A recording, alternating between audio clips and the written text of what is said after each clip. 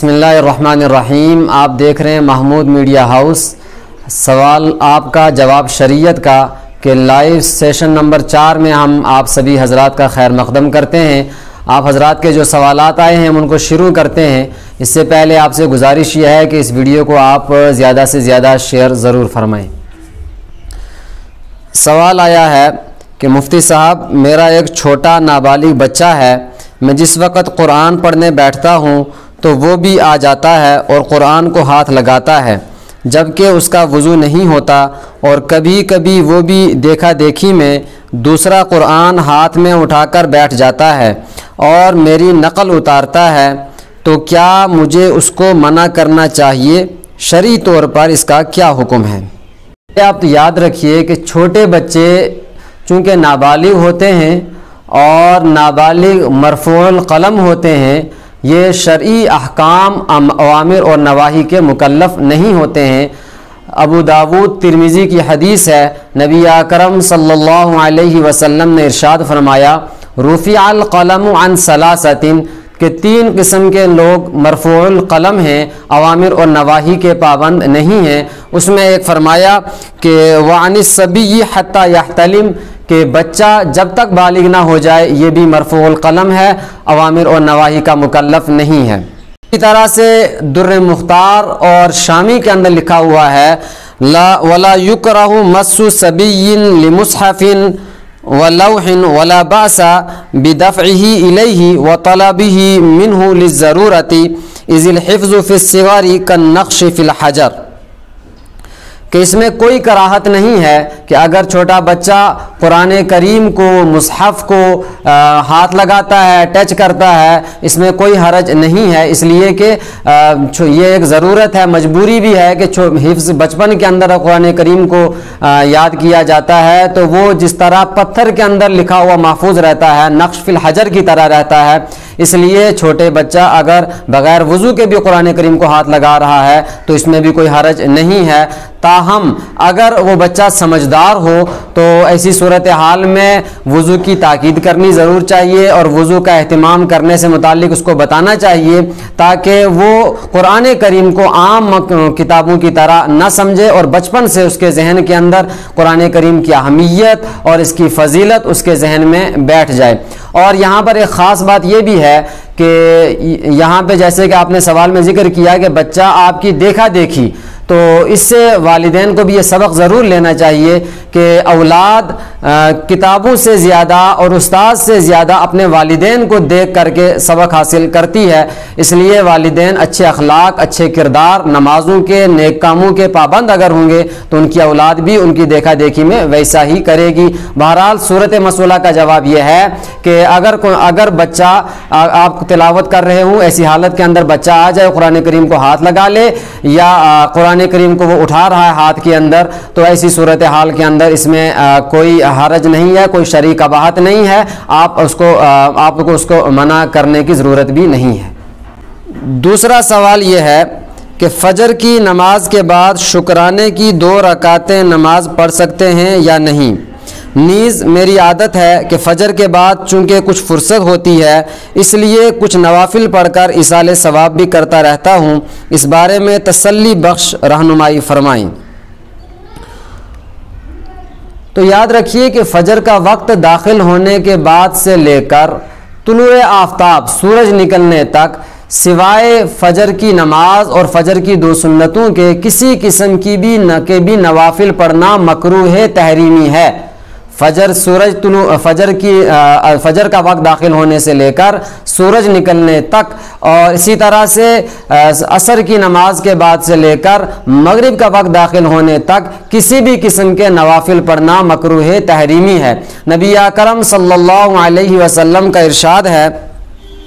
بخاری شریف کے اندر ہے، آپ نے ارشاد فرمایا، نہا رسول اللہ صلی اللہ،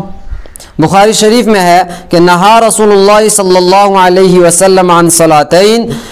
بعد الفجر حتی تطلع الشمس و بعد العصر حتی تغرب الشمس، کہ نبی اکرم صلی اللہ علیہ وسلم نے دو قسم کی نمازوں سے منع فرمایا ہے، ایک فجر کے وقت داخل ہونے کے بعد سے لے کر طلوع آفتاب تک، اور نمبر 2 پہ عصر کی نماز کے بعد سے لے کر سورج ڈوبنے تک کسی قسم کے نوافل بھی پڑھنے سے اللہ کے نبی صلی اللہ علیہ وسلم نے منع فرمایا ہے۔ اسی طرح سے ترمذی شریف کی حدیث ہے، نبی اکرم صلی اللہ علیہ وسلم نے ارشاد فرمایا، لا صلاۃ بعد الفجر الا سجدتین، کہ فجر کی نماز کے بعد کوئی بھی، فجر کے وقت داخل ہونے کے بعد کسی بھی قسم کے نوافل نہیں ہیں، البتہ فجر کی 2 رکعت سنت ہیں، بس فجر کی 2 رکعت سنت پڑھنی ہے، اس کے علاوہ کسی قسم کے نوافل نہیں پڑھ سکتے ہیں۔ امام ترمذی علیہ رحمہ نے اسی کے آگے فرمایا کہ وَهُوَ مَجْتَمَعَ عَلَيْهِ أَهْلُ الْعِلْمِ، کہ اہل علم کا اس پر اتفاق ہے، اہل علم اس پر مجتمع ہیں کہ فجر کی نماز کے، فجر کا وقت داخل ہونے کے بعد سے لے کر سورج کے نکلنے تک کسی بھی قسم کے نوافل نہیں پڑھے جائیں گے۔ اس لیے، اور مسند احمد کے اندر ہے، اللہ کے نبی صلی اللہ علیہ وسلم نے بڑی تاکید کے ساتھ ارشاد فرمایا، الا لیبلغ شاہدکم غائبکم، کہ تم میں جو یہاں موجود ہیں وہ ان لوگوں تک یہ بات ضرور پہنچا دیں جو یہاں موجود نہیں ہیں۔ اور کیا بات پہنچانے کے لیے فرمایا، اللہ صلاۃ بعد الصبح الا سجدتان، کہ صبح کے بعد سے لے کر طلوع آفتاب تک، کہ صبح کے بعد کوئی نماز نہیں ہے، کوئی نفل نہیں ہے سوائے 2 رکعت سنت کے۔ اس لیے فجر کی نماز کے بعد شکرانے کے لیے، شکرانے کے طور پر 2 رکعت نفل پڑھنا یا 2 سے زائد کچھ نوافل پڑھنا، یا اصال ثواب کے لیے چند نوافل پڑھنا، اس کی اجازت نہیں ہے، یہ مکروہ تحریمی ہے۔ اس لیے دین نام اتباع کا ہے، یہ کہ ہمیں فرصت اس وقت ملتی ہے، یہ اپنی خواہشات کی اتباع کرنے کا نام دین نہیں ہے، اپنی مرضی کی اتباع کا نام دین نہیں ہے۔ اس لیے آپ فرصت کے اور اوقات تلاش کریں، کسی اور وقت میں آپ شکرانے کے نوافل پڑھیں، شکرانے کے نوافل یا اصال ثواب کے لیے نوافل پڑھیں، البتہ آپ فجر کے بعد شکرانے کے طور پر نوافل نہیں پڑھ سکتے ہیں۔ اسی طرح ایک سوال یہ ہے کہ رمضان کے مہینے میں ایک شخص نے رات کو اپنی بیوی سے مقاربت کی اور اس کے بعد اس کی آنکھ اتنی دیر سے کھلی کہ اگر وہ غسل کرے گا تو اس کو سحری کھانے کا وقت نہیں ملے گا، تو ایسی صورت میں کیا بغیر غسل کیے ہوئے وہ سحری کھا سکتا ہے کہ نہیں؟ دیکھیے، اس سلسلے میں یہ ہے کہ اگر واقعی آدمی کو رمضان کی رات کے اندر احتلام ہو گیا یا اس نے اپنی بیوی سے مقاربت کی اور پھر اس کی آنکھ دیر سے کھلی اور اتنا کم وقت ہے کہ اگر وہ غسل کرے گا تو پھر اس کو سحری کھانے کا وقت نہیں ملے گا، تو ایسی صورت کے اندر وہ آدمی اپنے ہاتھ منہ دھو کر بہتر یہ ہے کہ وضو کر لے اور اس کے بعد پھر سحری کا کھانا کھا لے، اور اس کے بعد فارغ ہونے کے بعد میں وہ غسل بھی کر لے گا اور نماز بھی پڑھ لے گا۔ لیکن بلا ضرورت اگر ایسی مجبوری نہیں ہے تو پھر حالت جنابت کے اندر کھانا کھانا جو ہے وہ مکروہ ہے۔ لیکن اگر ایسی مجبوری پیش آ گئی، یعنی اگر وہ اس وقت سحری نہیں کھا سکے گا تو اس کا پورا دن جو ہے وہ پریشانی میں گزرے گا، تو ایسی صورت کے اندر وہ وضو کر کے جنابت کی حالت میں بھی کھانا کھا سکتا ہے۔ اسی طرح ایک سوال یہ ہے کہ کیا بچے کی کان میں اذان دینا سنت ہے یا اس کا کوئی اور حکم ہے؟ ہم نے ایک مولوی صاحب کو بیان کرتے ہوئے سنا کہ بچے کی کان میں اذان دینا اور اقامت کہنا یہ کہیں قرآن و حدیث سے ثابت نہیں ہے۔ تو اس سلسلے میں یاد رکھیں کہ بچے کے کان میں اذان دینا یہ سنت ہے، اور اس سلسلے میں نبی کریم صلی اللہ علیہ وسلم سے قولی اور فعلی دونوں طرح کی احادیث موجود ہیں۔ چنانچہ حدیث کی مشہور کتاب ترمذی شریف کے اندر حضرت عبیداللہ بن ابی رافع رضی اللہ عنہ روایت کرتے ہیں کہ میں نے اپنے والد سے نقل کرتے ہیں کہ میں نے رسول اللہ صلی اللہ علیہ وسلم کو حضرت حسن رضی اللہ عنہ کے کان میں ایسے ہی اذان کہتے ہوئے سنا جیسے کہ نماز کے لیے اذان کہی جاتی ہے۔ اس حدیث پاک سے ثابت ہوا کہ نومولود کے کان میں اذان دینا سنت ہے۔ اسی طرح مسند ابو یعلا کے اندر حضرت حسین رضی اللہ عنہ جناب رسول اللہ صلی اللہ علیہ وسلم سے مرفوعاً نقل کرتے ہیں کہ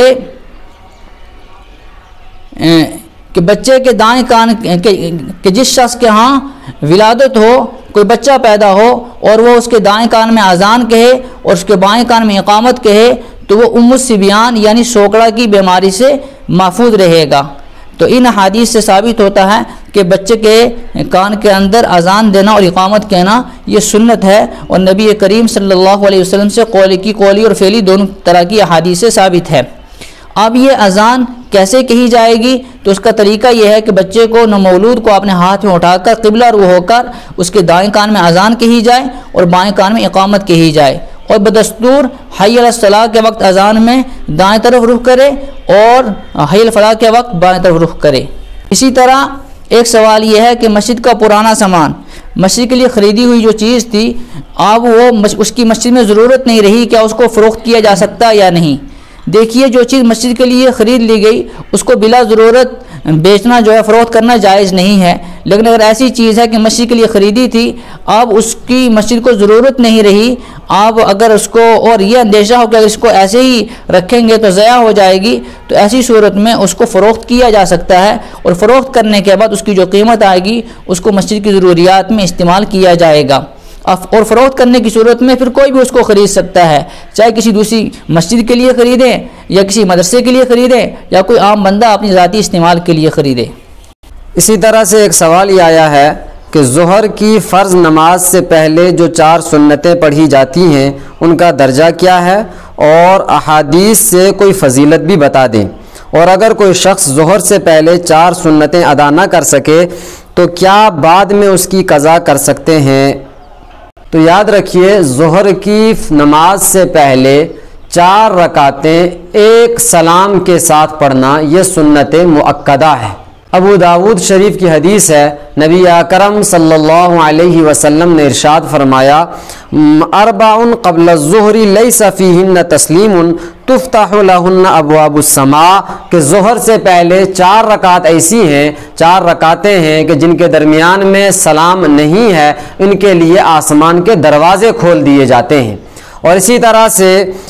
ترمذی شریف کی حدیث میں ہے، نبی اکرم صلی اللہ علیہ وسلم نے ارشاد فرمایا کہ جس نے ظہر کی نماز سے پہلے 4 رکعت نماز ادا کی اور اس کی پابندی کرتا ہو، اس پر اہتمام کرتا ہو، تو ایسے شخص پر اللہ تعالیٰ جہنم کی آگ حرام کر دیتے ہیں۔ اب اس سے بڑی فضیلت کی بات اور کیا ہو سکتی ہے کہ کتنا ہی سستا سودا ہے کہ 4 رکعت نماز سنت ادا کرنی ہے اور جہنم کی آگ اللہ تبارک و تعالیٰ اس کے لیے حرام کر دیتے ہیں۔ اس لیے ظہر سے پہلے 4 رکعت نماز پڑھنا سنت مؤکدہ ہے، بہت زیادہ اہتمام اس کا کرنا چاہیے۔ ہاں البتہ اگر کبھی قلت وقت کی وجہ سے ظہر کی نماز سے پہلے 4 رکعت سنت والی ادا نہ کر سکے تو ایسی صورتحال کے اندر وہ ظہر کی نماز پڑھے، اور ظہر کی نماز کے بعد ظہر کے بعد والی 2 رکعت سنتیں وہ پڑھے، اور اس کے بعد ظہر سے پہلے جو 4 سنتیں نہیں پڑھ پایا تھا ان کی قضا کر لے۔ حضرت عائشہ صدیقہ رضی اللہ تعالیٰ عنہ فرماتی ہیں، اور یہ ترمذی شریف کی حدیث ہے، ان النبی صلی اللہ علیہ وسلم کان اذا لم یصلی 4 قبل الظہر صلاہن بعدہا، کہ نبی اکرم صلی اللہ علیہ وسلم جب ظہر کی نماز سے پہلے 4 رکعت نہیں پڑھ پاتے تھے تو اس وقت ظہر کی نماز کے بعد 4 رکعت پہلے والی پڑھتے تھے۔ اس لیے اگر کوئی شخص قلت وقت کی وجہ سے ظہر سے پہلے 4 سنتیں ادا نہیں کر پایا تو وہ ظہر کے بعد پھر وہ 4 رکعت نماز سنتیں ادا قضا کر سکتا ہے، البتہ ظہر کے بعد والی جو 2 سنتیں ہیں پہلے وہ پڑھے گا، اس کے بعد ان کی 4 رکعت کی قضا کرے گا۔ اسی طرح سے ایک سوال یہ آیا ہے کہ کیا سود کے بدلے سود دے سکتے ہیں؟ تو یاد رکھیے کہ سود بلا شبہ قطعی طور پر شریعت اسلامیہ کے اندر حرام ہے۔ سود کی وجہ سے مفت خوری، حرص و طمع، خود غرضی اور اس قسم کی ڈھیروں ساری اخلاقی تباہ کاریاں سود کی وجہ سے معاشرے کے اندر پائی جاتی ہیں، اور اسی طرح سے اقتصادی تباہ کاریاں بھی اس سود کی وجہ سے، معاشی تباہ کاریاں یہ سود کا نتیجہ ہوتی ہیں۔ قرآن کریم میں اللہ تبارک و تعالی نے آل عمران کے اندر فرمایا کہ یا ایھا الذین آمنوا لا تاکلوا الربا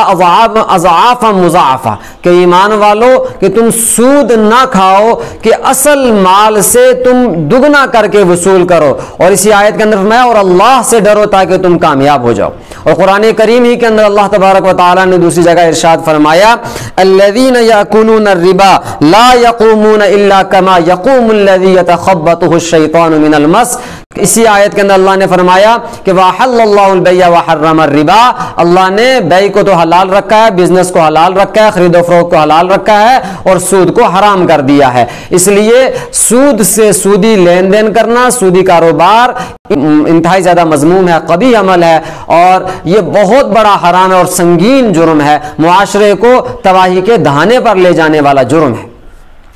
اس لیے سودی ہر قسم کے سودی لین دین سے بچنا چاہیے۔ حدیث کے اندر آتا ہے کہ سود کے جو گناہ ہے اس کا ادنا درجہ یہ ہے کہ ایک آدمی اپنی ماں کے ساتھ زنا کرے۔ نماز چھوڑنے پر ایسی وعید نہیں ہے، اور اتنی سخت وعید ہے کہ سود کھانے والا گویا کہ اپنی ماں کے ساتھ زنا کرتا ہے، اور یہ اس کا سب سے ادنا درجہ ہے، ادنا درجہ۔ تو آپ اندازہ کر لیں کہ سود کا کتنا بڑا، سود کی کتنی تباہ کاریاں ہیں، اور شریعت اسلامیہ کی نظر میں سود کا کیا درجہ ہے۔ اسی طرح حدیث پاک کے اندر ہے، نبی اکرم صلی اللہ علیہ وسلم نے سود لینے والے پر، سود دینے والے پر، سودی کاروبار پر، سودی لین دین پر گواہی دینے والے پر، یہ سودی لین دین کا معاملہ کرنے، اس کے لکھنے والے پر، ان سب پر اللہ کے نبی صلی اللہ علیہ وسلم نے لعنت فرمائی ہے۔ اس لیے اپنے آپ کو سود کے ہر قسم کے سود کے لینے، سود دینے اور سودی کاروبار پر گواہ بننے، اس کے لکھنے، اس کا معاہدہ کرنے، اس کے ایگریمنٹ میں اس کے ایگریمنٹ کے اندر گواہ بننے، ان سب چیزوں سے اپنے آپ کو بچانا چاہیے، ہر قسم کے سود سے بچانا چاہیے۔ البتہ اگر کبھی کسی ایسی جگہ میں مجبوری کے اندر ایسا ہو کہ اب وہاں پہ مثلاً اگر بہت زیادہ مجبوری ہے سود دینے کی، کسی وجہ سے ایسی پیش آ گئی ہے، اور آپ کے پاس آپ جو اکاؤنٹ کے اندر پیسے رکھتے ہیں بینک کے اندر، جو ایک مجبوری ہے سیونگ کے لیے رکھنا، اور آپ پیسے اس کے اندر رکھ رہے ہیں، اور اس کے اندر آٹومیٹکلی اس کے اندر کچھ خودکار طریقے سے یا کچھ پیسہ اس کے اندر آ رہا ہے سودی، تو اولاً تو کوشش یہ کرنی چاہیے کہ ایسا کھاتا کھولا جائے جس میں یہ نہ ہو۔ لیکن اگر عام طور سے عام طور سے جو کھاتا کھولا جاتا ہے اس کے اندر کچھ نہ کچھ سودی رقم آتی رہتی ہے، تو اگر کبھی بدرجائے مجبوری کسی جگہ سود دینے کی بہت زیادہ مجبوری ہو،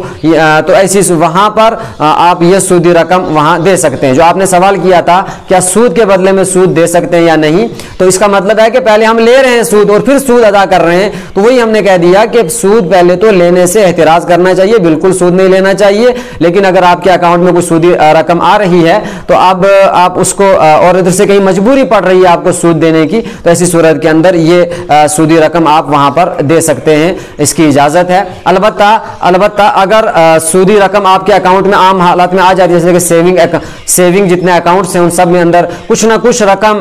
2 روپے، 4 روپے، 8 روپے، 10 روپے، 20، 50، 100، کچھ نہ کچھ سال کے اندر کچھ نہ کچھ، تقریباً ہر سال کے اندر کچھ نہ کچھ آتا رہتا ہے، تو یہ رقم نکالنے اس کا یہ واجب التصدق ہے۔ کسی بھی غریب کو بلا نیت ثواب دے دی جائے یہ رقم سود والی، بلا نیت ثواب، اس میں ثواب کی کوئی بھی نیت نہیں کی جائے، اس لیے کہ آپ کا مال ہی نہیں ہے، تو آپ ثواب کس چیز کا وصول کر رہے ہیں؟ آپ شکر پڑھیں کہ آپ کے پاس سے یہ سودی رقم نکل رہی ہے۔ اسی پر آج کے لائیو سیشن سوال و جواب کا ختم ہوتا ہے۔ آپ حضرات بھی اگر اپنا سوال اس لائیو سیشن کا حصہ بنانا چاہ رہے ہیں تو آپ اسی ویڈیو کے کمنٹ باکس کے اندر اپنا سوال پوچھ سکتے ہیں، یا اس ویڈیو کی اسکرین پر بھی اور ڈسکرپشن میں ہمارا واٹس ایپ نمبر شو ہو رہا ہوگا، واٹس ایپ نمبر دیا ہوا ہوگا، آپ اس واٹس ایپ نمبر پر اپنا سوال بھیج سکتے ہیں۔ آپ اپنے لیے، پوری امت کے لیے اور ہمارے لیے دعائے خیر ضرور فرمائیں، اپنی دعوات صالحہ میں یاد رکھیں۔ جزاکم اللہ خیرہ۔